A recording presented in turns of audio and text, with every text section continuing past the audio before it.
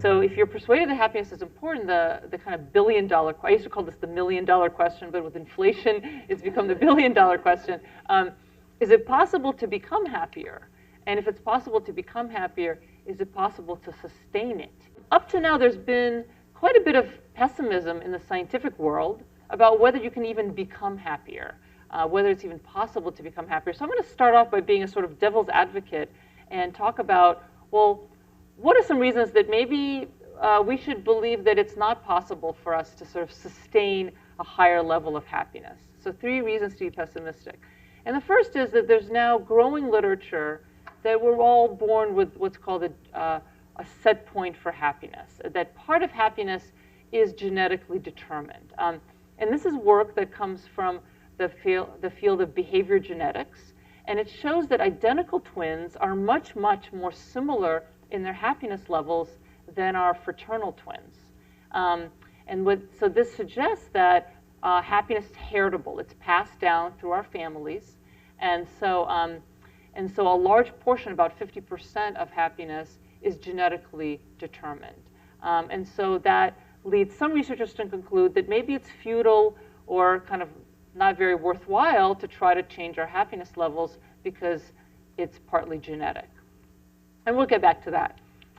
Okay, a second reason to be pessimistic is that happiness has been shown to be a trait. It's an intrinsic part of our personality. And we know that personality doesn't change much over time. I mean, it can change, but it's very hard to change, right? All those of us who've tried to change our spouses or our friends, we know how hard it is. And happiness is especially very highly related to 2 core aspects of personality, which are extroversion, being sociable, extroverted person, and neuroticism, being neurotic, an emotionally unstable person.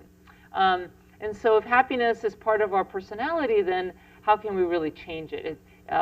Studies have shown that happiness is quite stable across people's lives. So people who are unhappy when they're younger tend to sort of be unhappy as they're older. And the final reason to be pessimistic is something that I'm particularly interested in right now, something I'm doing research on. And it's a phenomenon called hedonic adaptation. And what it shows is that human beings are remarkably adept at getting used to any positive changes in their lives. And so we move into a beautiful new house, we buy a new car, we get a new job, and at first we have this, it's really thrilling, it gives us a happiness boost, but over time we get used to that, and no matter what kinds of ups or downs in life we sort of tend to go back to our baseline. There's a famous study that was done in Germany looking at following 25,000 people living in Germany before they got married, when they got married, and after they got married, and looking at their happiness over time. And what it showed is that people got a boost in happiness when they got married. Actually, the highest level was the year before the wedding, so kind of like the engagement, the honeymoon period. And how long do you think, and then people ended up on average getting back to their baseline. Now, how long do you think it took for people on average to get back to their baseline after getting married? 10 years? Right after the wedding? Okay, 1 day. Anyone else? 3 what? 1 year? 6 weeks?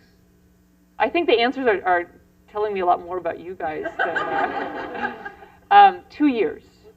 2 years. Now, that's an average. So actually what I'm really interested in is what about those people who got happier when they got married and stayed happier for years and years, and they above their baseline. Some people actually got less happy after marriage than they were before.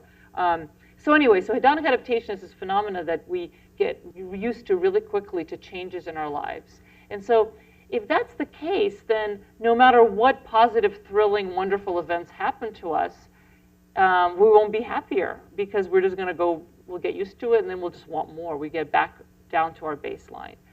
So those are the 3 reasons to be pessimistic.